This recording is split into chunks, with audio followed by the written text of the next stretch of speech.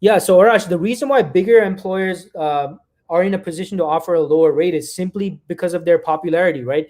Everyone's kicking down the door trying to go after these larger organizations, right? The big banks, the big retailers, the big e-commerce companies. So they're in a position where they get to choose because they got hundreds of people that are basically kicking down the door, wanting an opportunity to work for them. So what happens in that case? Well, they have more control over how much they want to offer because hey, if you don't want this low rate, they got plenty of other people, especially right now, that are willing to come in at a lower rate, right?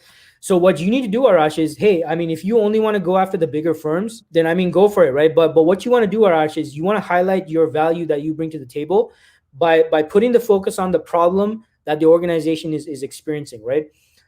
You want to get them off the rate and onto the problem, right?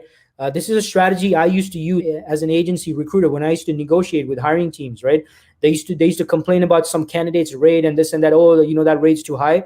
I'd say, okay, great. Hey, I totally get that. It definitely is a higher rate than maybe what you're expecting. But based on what you told me previously, Mr. and Mrs. Hiring Manager, this problem that you're experiencing, this project is costing you, $700,000 a year, right? Not getting this fixed, right? And in the largest scheme of things, Mr. and Mrs. Hiring Manager, the difference in rate that my candidate is asking for is minimal compared to what they're going to accomplish by coming in and taking care of this project and handling this problem that you're experiencing. Now, do you have any reservations about the ability of my candidate to get this done for you? Yes or no? So that's how you got to redirect the conversation, Arash, right? So my advice to you is acknowledge that, yeah, okay, if they want to try to get you in at a lower rate, yeah, acknowledge that. You don't want to ignore that, right? You don't want to get upset or pissed off.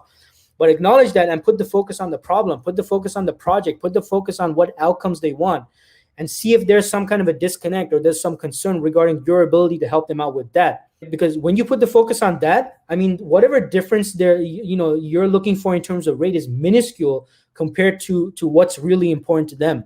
So that's what you want to put the focus on, Arash. And the other advice is, don't limit yourself to just the big companies, right? I mean, I think the statistic is 80% of the economy is small to medium sized businesses, right? So why not consider the small to medium sized employers as well, right?